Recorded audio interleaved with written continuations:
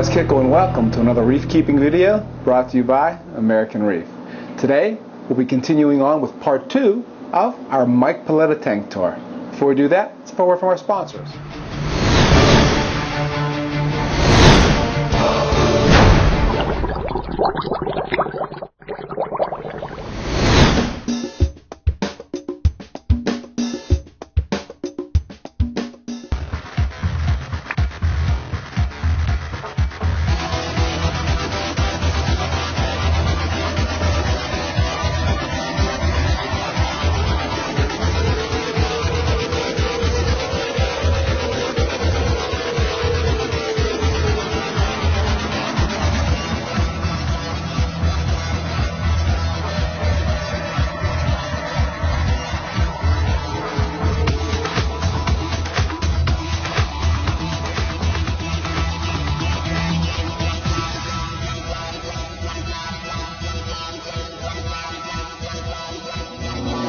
So now part 2 of the Mike Paletta tank tour is going to consist of 3 sections. First section, Mike's going to review kind of husbandry techniques, things that allow him to keep a successful reef tank. Number 2, he's going to actually review how he controls Aptasia in that reef tank. And then lastly, general discussion on LED lighting and some tips for when you get stung by some organisms in your reef tank. Now, with that being said, since we released the part 1 video, there's been a common question that has come up that I want to address. In that video, Mike references Ling's filtration system, or the ecosystem filtration. And a lot of people didn't know what that was. So, you know, to take a step back, Ling, the gentleman's name is Ling, and Ling is the owner of Ecosystems, right? Ecosystems makes various kind of high-quality products to keep a successful reef tank. One of those products is called Miracle Mud. So when he references like Ling's filtration system, it's basically a refugium-based system, right? That is again based on Miracle Mud. And it's nothing more than that. Now, if you're not familiar with the Miracle Mud, you know, method, way, filtration, that sort of thing, Ling has probably well over 60 videos out there with various tanks that have been set up using Miracle Mud, as well as like some of the comparisons that you've got. And in general, if you're like me, you like a lot of the reef keeping videos. It's a good place to actually take and learn, right? So just go to YouTube and you want to search for Ling Sing. So that's Lengksy. Again, Lengksy. Put that in the YouTube heading, and you'll see his channel pop up. Now, again, if you're like me and you like to watch videos and that's not enough, then you can always hop over to AmericanReef.com or out on iTunes, search for American Reef. And I think I've got well over 200-ish kind of reef keeping videos on products and interviews and how-tos and things of that nature. So you can feel free to check those out as well. Now, on to part 2 of the Mike Paletta tank tour. So let's talk, because we're talking about testing a little bit, right? Right. What do you test for? How do you test? I test every Saturday morning, and I keep a log, just routine. You said what could new hobbyists do? Right. One of the things is get in a routine of what you do. Like I always do my water change the first week of every month. Okay. I do my testing every Saturday. I keep a log of it. And it may not sound like it, but you can see little small changes over a week or 2 weeks, and then you go, uh-oh, I need to adjust this. Rather than if you don't do it always at the same time, something could be dramatically different because you tested at 5 o'clock one night and 4 in the morning the next time, or 9 in the morning, or whatever. So I always test about 11 o'clock every Saturday morning. That's the routine. Bottom line, right. So I test for alkalinity, which is one of the easiest things and best things you can test for, because that pretty much tells you the overall general health of the tank. I test for calcium, I test for magnesium, I test for phosphate and nitrate. Occasionally check the pH, but I have a pretty good idea that's around 8.0, 8.1 at that time of the morning, and it may go up another 0.1, 0.2 during the day. So if I see something that I think is wrong, I may test pH, because that tells you when there's a problem. But most of those, I try to keep the levels relatively a little bit higher than natural seawater, just because this is a little more packed than than the ocean is, obviously. So it gives it a little bit more leeway. And in doing that, if I see any kind of problems or anything, then I start making the adjustments. Like if the calcium and the alkalinity are starting to drop, I know I have to do adjustment with the calcium reactor. Right. Or if they're both down, then I look at the magnesium level. And if it's dropped, then I know I have to add magnesium. I mean, those are the main things that I tinker with. Okay, so phosphates are high. What are you going to do? Phosphates are high. Most test kits don't measure organic phosphate. They only measure inorganic phosphate. Okay. So your test may say 0, but the reality is you're starting to grow hair algae all over the place. Right, right. That's telling you your phosphate levels are down. If I see any signs of Derbesia or any of the hair algae, right, I know my phosphate needs to be changed. All I do is change out the phosphate reactor, run it very slowly though, because the thing that people don't tell you is if you pump the water through there real fast, it'll drop your alkalinity down and then you'll get some bleaching.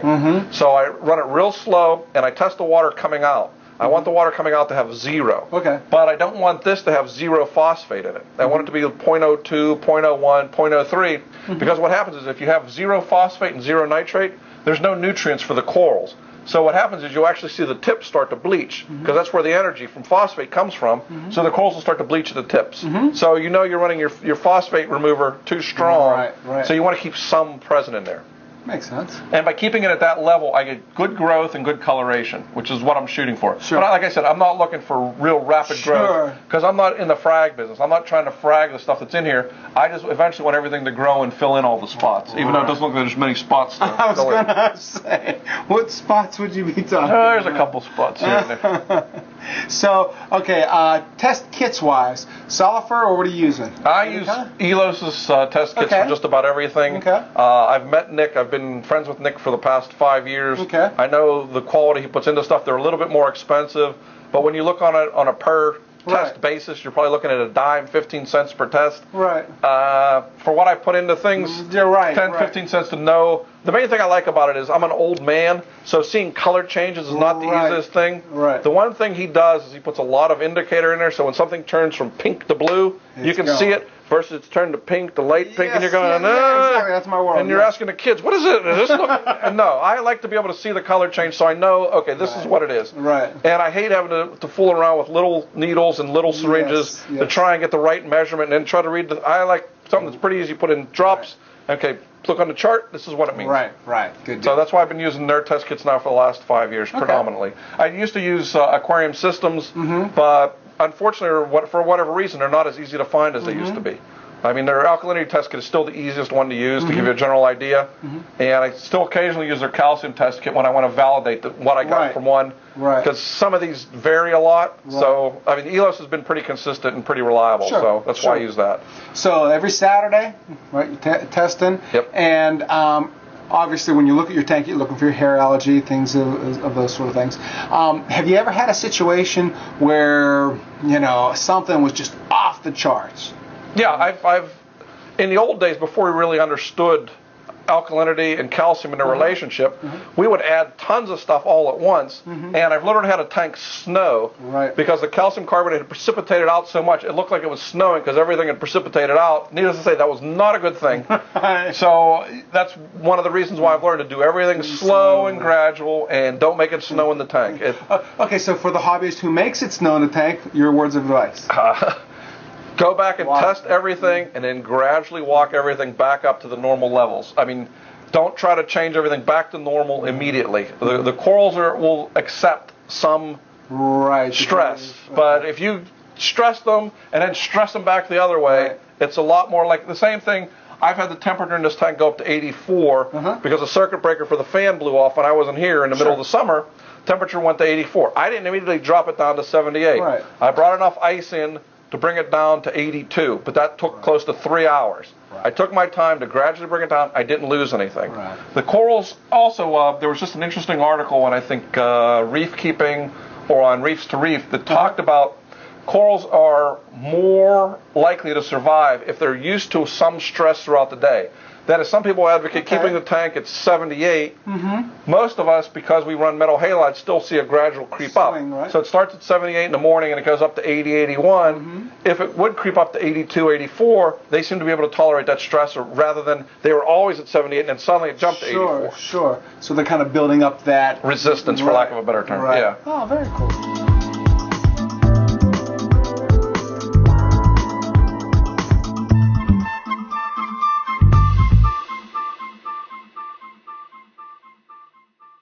Okay, before you put your hands in there, what are we doing, Mike?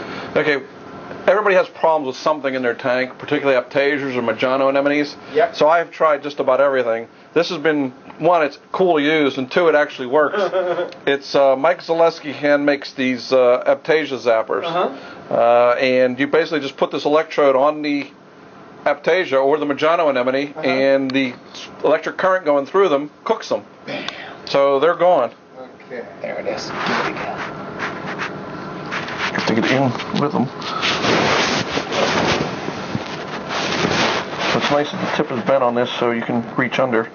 You can tell when it's on or when it's not, because it's producing chlorine gas. That's something that just makes you feel good. Yeah, because you hate these things. Here's another one here.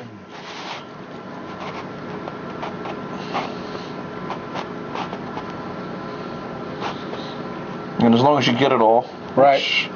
they don't come back. You just gotta make sure you reach under and get what's there. Is that one there? No. There's another one somewhere. Yeah, we'll try this on these polyps down here. Yeah.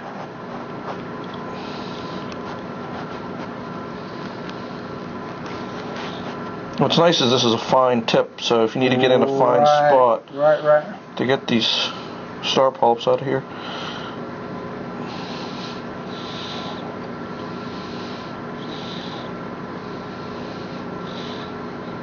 And actually, this was fairly reasonably priced for what it does, considering how much I've spent on Aptasia cures. I know, because nothing we ever all do. I mean, works. That's right. And you get the Bergie eyes, and they clean them out, and then something eats them, and they're gone. Or you get the 3 copper bands, and they never make it. Yep. Oh, here's another one here.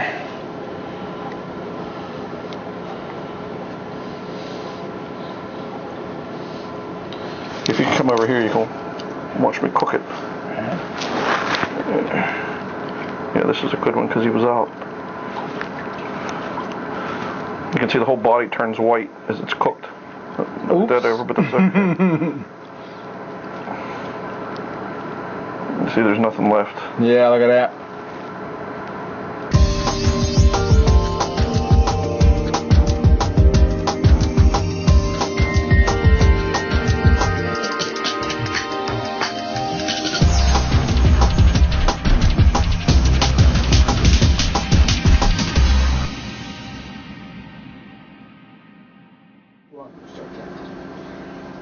Okay, so to your point, everything is popping in here, right? Yeah, the LEDs really bring out the fluorescing of the corals. I mean, it's probably why the chalice corals are so popular now, is because so many people are running LEDs with the chalices. It's just like the contrast and the color in the eyes is just so dramatic.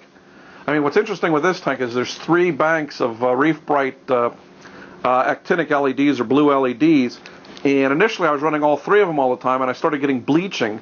And I couldn't believe it because the light doesn't look that bright to me. Right. But I was losing scalimias and I lost a couple other corals, and the only thing I could attribute it to was bleaching. So I then turned off the 3rd bank, which sits in the very front, and all of a sudden I haven't lost any scalimias or anything since then. And now I run that 3rd bank just for the last 2 hours of the night. And I've gradually had to ramp that up because initially I only ran it for half an hour a night, and now it runs for 2 hours a night. It really does make it bright at night. I mean, we're in the middle of the day now while you're shooting this, and it still looks bright, but we are getting some natural sunlight in here. Right. But if you'd see this at night, I mean, it really glows. You know, that's one area we didn't touch upon was just kind of photocycles and things like that. Yeah, I run the metal halides that are on from 1 in the afternoon till 9 o'clock at night, and the LEDs are on from 10:30 in the morning until 10:30 at night. And like earlier you had said, for example, that you feed them 6 times a day. Right. On some of them. How do you do it? Do you have an automatic feeder? Or? No, every time I take my dog out, I come downstairs, and every time I come downstairs, I feed them. But I feed them when I first come home from work, which is usually between 5 and 6. Her and I eat dinner at like 5:30, 6 o'clock. When I'm done with that, she goes out. They get fed again. Then I come down at 7:30. Then she usually goes out at 9. And I usually come down one time in between them just to look at the tank. And then usually between 10 and 10:30, we sit here and look at the tank. And I feed them a couple times then. Just because whatever they don't eat, the corals get. Sure. And now do you do the flashlight kind of at night thing? Yeah, I have a LED flashlight that also has red on it, so I can put the red light on and see if there's worms or something else I don't want that I can then pluck out. Because there's a ton of bristle worms in here, and some of them are the really big, nasty kinds. Unfortunately, every time I stick my hand in the tank, right? Well, that's why there's the long tweezers hanging on the side. Yeah. Yeah, I've got the latex gloves, right? Just to make sure. Well, I'm allergic to the stings of the nematocysts of the Aphelias now. Are you really? Oh, my hand swells up like a Popeye cartoon if I get stung, so... So do you have the latex gloves, or do you just use the long? I just use the long tweezers, and I try to avoid it, and I have hydrocortisone cream. And I know I got to stick my hand in hot water and then put the cortisone cream on. So that's a good point for the new hobbyists, right? If you are stung by, that's the key then, hot water and hydrocortisone cream? Yeah, it takes the sting down pretty quickly. And if you're really bad, you take Benadryl and aspirin. Good.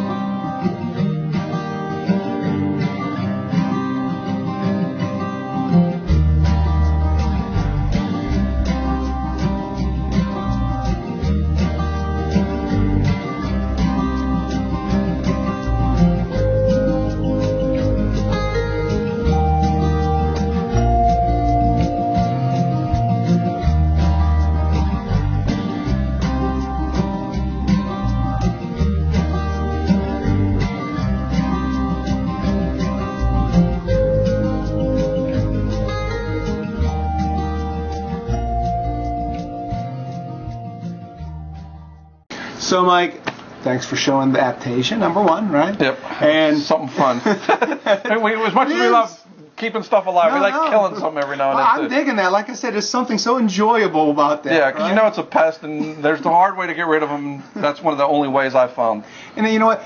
At least for me anyway, for whatever reason, it's kind of like really instant gratification. It's just like, oh yeah, get it again. Yeah. You know? No, and there's always some of them, so you can always have something to do. If you have a bad day at work, we're killing them all tonight. That's right. Yeah. So. Okay, so let's set some of the other videos up, right? We had said that you've got basically a 75 gallon that you're going to go all the new technology out there, right? And thinness tank. Yeah, exactly, and we see why, right? Yeah. No, I'm just going to take out the frags the things I really don't love in here will go up there. It'll still be nice, but it's not, you know. Right. Now, okay, so with that tank now, are you hoping to basically have, with the new technology, do you expect anything newer to happen or anything different? I'm going to be curious to doing the first only LED tank. Okay. I want to see what the growth rates are with that compared with this, which I can see.